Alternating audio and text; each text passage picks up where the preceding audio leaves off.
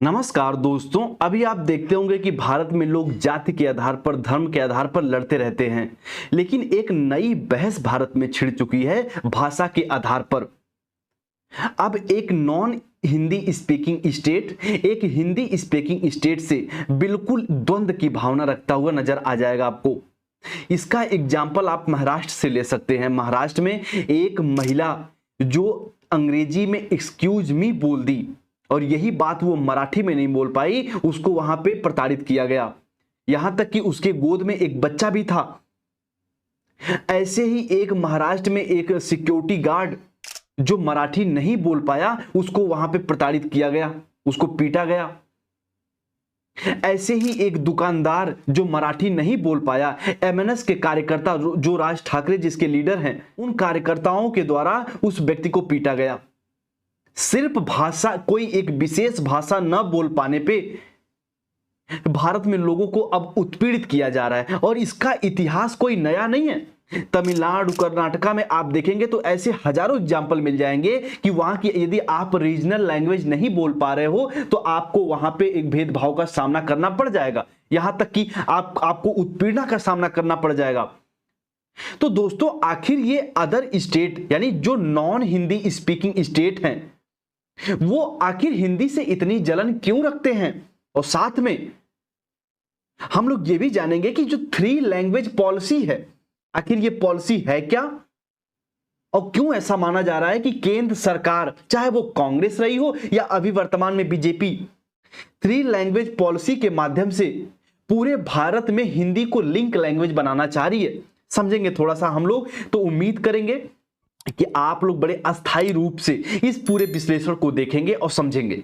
सबसे पहले दोस्त हम लोग ये समझ लेते हैं कि ये 3 लैंग्वेज पॉलिसी आखिर है क्या और इसका विरोध क्यों इतना हो रहा है। तो दोस्तों, एनईपी 2020 में साफ इस बात को बताया गया है कि 3 लैंग्वेज पॉलिसी में, जैसे आप कोई हिंदी स्पीकिंग स्टेट से बिलोंग कर रहे हैं, जैसे उत्तर प्रदेश, बिहार से, तो आप स्थानीय भाषा में हिंदी को रख सकते हैं।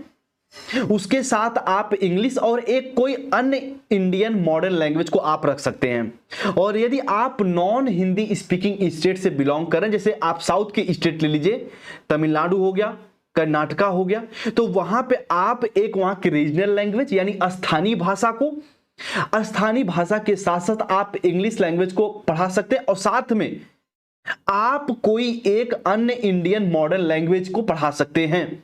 और बताया जाता है कि ये हिंदी को ही कहीं ना कहीं जोड़ने का प्रयास किया जा रहा है एनईपी के माध्यम से।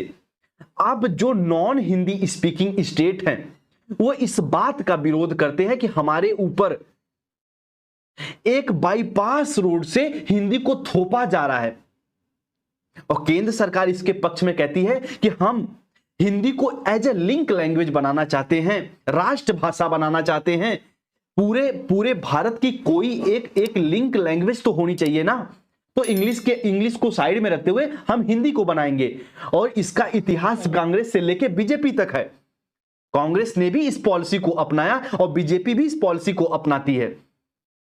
चाहे तमिलनाडु स्टेट हो गया, अभी कर्नाटका तो स्वीकार कर लिया है कि हम 3 लैंग्वेज पॉलिसी को अडॉप्ट करते हैं, लेकिन तमिलनाडु सीधे सीधे इसका विरोध करता है कि हम 3 लैंग्वेज पॉलिसी को नहीं मानेंगे, हम सिर्फ और सिर्फ 2 लैंग्वेज पॉलिसी को मानेंगे। एक हमारी रीजनल लैंग्वेज तमिल, और उसके साथ साथ हम इंग्लिश लैंग्वेज को पढ़ाएंगे एज ए मॉडर्न लैंग्वेज।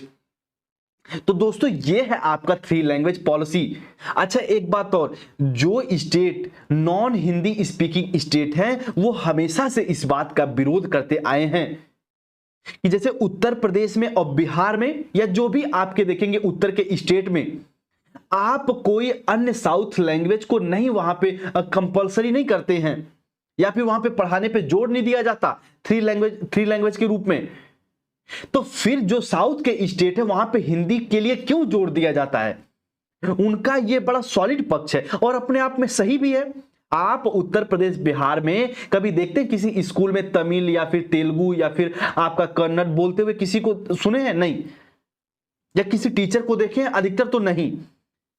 लेकिन हम उम्मीद करते हैं कि जो साउथ के स्टेट हैं वो हिंदी को पढ़ाएं as a 3rd language, as a link language. तो इसी बात का वो विरोध करते हैं कि जब आप हमारी कोई रीजनल लैंग्वेज को कि आप उत्तर के किसी स्टेट में नहीं पढ़ाते हैं तो हम क्यों अपने यहां पे की हिंदी को अडॉप्ट करें। ये है दोस्तों पूरा मामला। अब आप सबको पता है कि जो महाराष्ट्र में एमएनएस की पार्टी बनी थी, महाराष्ट्र नवनिर्माण पार्टी जो थी राज ठाकरे की, और यहां तक कि जो आपकी मूल शिवसेना, वो अभी तक आप देख रहे थे उनके पास कोई सॉलिड मुद्दा नहीं था। महाराष्ट्र तो वैसे भी विकसित राज्य है, लेकिन इनके पास कोई एक सॉलिड मुद्दा नहीं था। तो अभी जो कर्नाटका में, जो आप देखते हैं कि तमिलनाडु में जो लैंग्वेज एक सबसे पॉलिटिकल मुद्दा हमेशा से स्ट्रांग मुद्दा रहा है, वही मुद्दे को अब महाराष्ट्र की जो आपकी एमएनएस की पार्टी हो गई या शिवसेना की जो पार्टी होगी, वो इस चीज को स्वीकार कर लिए। अब इस चीज पे वो अपनी पकड़ बना के एक अलग प्रकार की राजनीति खेलने का प्रयास कर रहे हैं। आप देखते होंगे कि एमएनएस जो पार्टी थी उसको लगातार चुनाव में हार का सामना करना पड़ रहा था, लेकिन अब वो इस बात को उठा रहे हैं कि जो मराठी मानुस हैं उनके साथ शोषण हो रहा है, जो मराठी लैंग्वेज है उसकी अस्मिता पर प्रश्न चिन्ह लग गया, और उनके पास एक स्ट्रांग मैसेज मिल गया पूरे महाराष्ट्र के लोगों को देने के लिए। और इसी के आधार पर जो मराठी नहीं बोल पाते हैं उनके साथ भेदभाव, उनके साथ मारपीट भी की जा रही है। लेकिन दोस्तों उसी महाराष्ट्र में एक और रिपोर्ट पब्लिश होती है कि 2025 में पिछले लगभग 3 महीने में 750 से ज्यादा किसानों ने आत्महत्या कर ली, लेकिन उसकी बात कोई स्ट्रांगली रूप से नहीं उठा रहा है।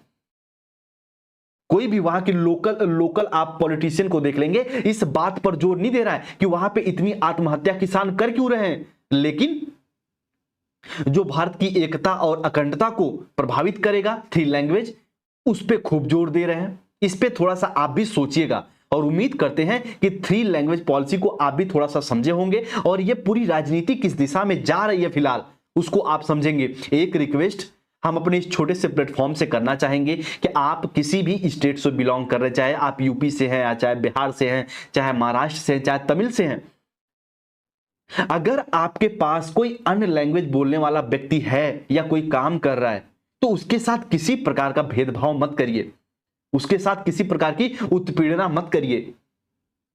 क्योंकि भाषा है क्या?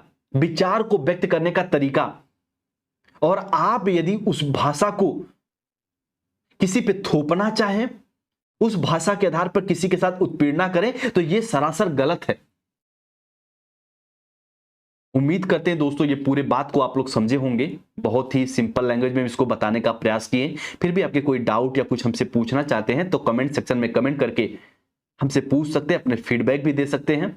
चीजें अच्छी लगी हैं तो लाइक शेयर सब्सक्राइब जरूर करिएगा, और अपने दोस्तों तक साझा भी जरूर करिएगा। ठीक है, चलिए मिलते हैं हम लोग किसी अन्य मुद्दे के साथ। तब तक आप लोग अपना ख्याल रखिए। आप सभी को नमस्ते, जय हिंद।